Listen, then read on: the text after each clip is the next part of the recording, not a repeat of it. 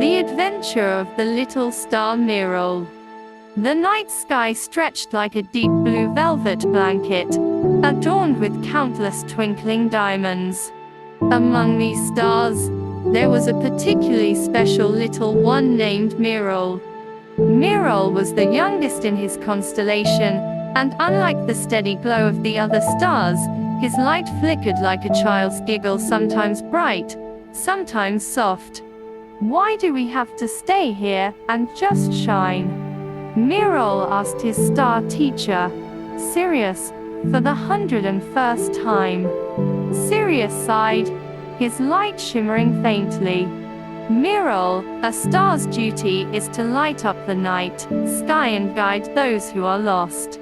That is our cosmic purpose. But I want to know what's beneath the clouds. I want to make new friends." Miral's glow suddenly brightened, catching the attention of nearby stars. "Don't be silly," murmured Grandma Libra, her light flickering wisely. "Stars have always stayed in the sky since the dawn of time. None of us have ever left." Miral fell silent, but his longing burned like a supernova. Every time he saw a shooting star streak across the sky, he imagined it was a brave star friend on an adventure. Secretly, he made a wish, "One day, I'll visit that blue planet Earth." Then, on one extraordinary night, his chance came. A spectacular meteor shower was passing through his corner of the universe, a once-in-a-century event. All the stars chattered excitedly, but none noticed Miral quietly, calculating his trajectory. "If I can just slip in with the meteors," Miral thought, his pulse quickening, his glow flickering nervously. When the first meteor blazed across the sky, Miral took a deep breath.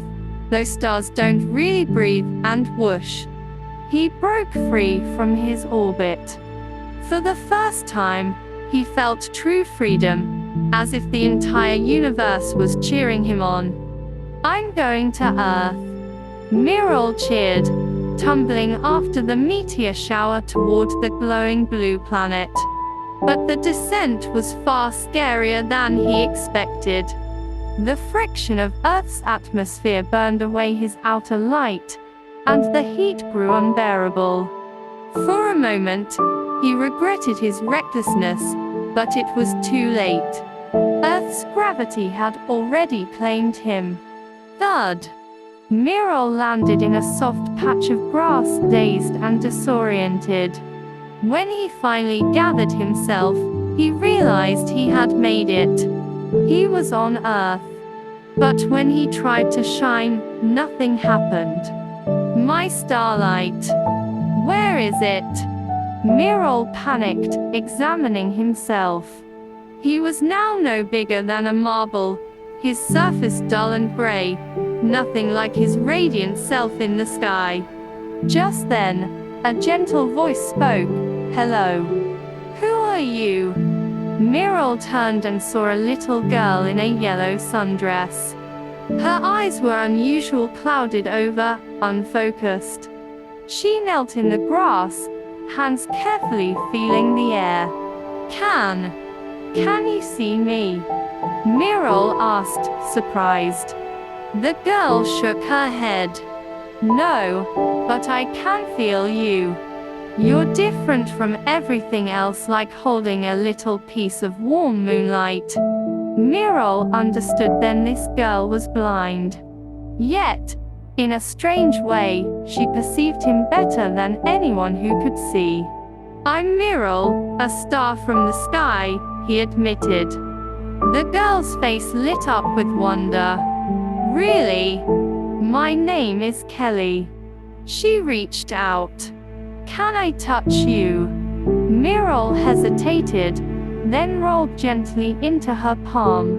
Kelly's fingers traced his surface, and suddenly she gasped. "You're pulsing like a tiny heartbeat." "That's my starlight core," Miral explained. But it's weak now. I can't shine anymore. That's okay, Kelly said softly. I can still feel how special you are. Will you be my friend? I've never had a star friend before. A warm rush filled Mirol. Back in the sky, the other stars only cared if he shone brightly enough to guide travelers. No one had ever asked to be his friend. Yes. Mirol glowed faintly, just a little, for the first time since landing. From then on, Mirol and Kelly were inseparable. Kelly carried him in her pocket, letting him hear morning birdsong, smell rain-soaked earth, and feel cool stream water trickle over his surface. To Mirol, everything was magical. One day, as they lay in the grass, Kelly asked, "What's the sky like?" Mirol thought for a moment. It's like being wrapped in the softest blue blanket, with millions of whispering friends around you. Sometimes comets pass by, their tails like silky ribbons. Kelly smiled, imagining it, when suddenly, her breath hitched. Her face paled, and she clutched her chest. "Kelly, what's wrong?" Mirol cried. Asthma. She wheezed, fumbling for her inhaler. But her trembling hands dropped it. Without thinking, Mirol rolled onto her chest and focused. A soft silver light burst from him, swirling around Kelly like a gentle mist.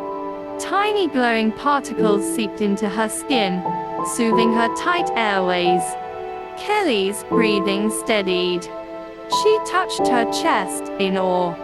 "Mirol, what did you do?" I don't know," Mirol stammered. "I just wanted to help." Just then, a familiar shimmer flickered in the night sky. Mirol looked up. Sirius was flashing urgently, sending a star message. "Mirol, return now. Your orbit is fading. If you stay, you'll lose your light forever." Mirol's core ached. He turned to Kelly, who, though blind, seemed to sense his conflict. "Your star family is calling you back, aren't they?" she whispered. Mirol nodded, then remembered she couldn't see. "Yes. Sirius says if I don't go back, I'll never shine again." Kelly cradled him in her hands, tears in her unseeing eyes, yet she smiled. "Then you should go. You belong in the sky. But your asthma. I'll remember your warmth," she said, pressing him to her cheek. "Just wink at me sometimes, okay? So I know it's you." Mirol's core pulsed wildly. In that moment, he understood why he'd yearned for Earth so much, not for adventure, but to meet Kelly, the one who saw him, not just his light. "I'll come back," Mirol vowed. "When I learn to control this healing power, I'll return for you, and for others who need help. This is my choice." Above, Sirius's light brightened, and a luminous path stretched down from the heavens. Mirol nuzzled Kelly's fingers one last time, then floated upward. With each moment, his glow returned brighter, steadier, until he became a new, dazzling star in the night sky. Kelly gazed up, blind but knowing. Somewhere up there, her star friend was winking at her, a promise of friendship and courage. And far away, in the cosmic sea, Mirol told his fellow stars about his adventure, and the human girl who'd truly seen him. Sirius observed, amazed. Mirol's light no longer flickered uncertainly. Now, it shone steady and warm, as if he'd finally found exactly where he belonged. The end.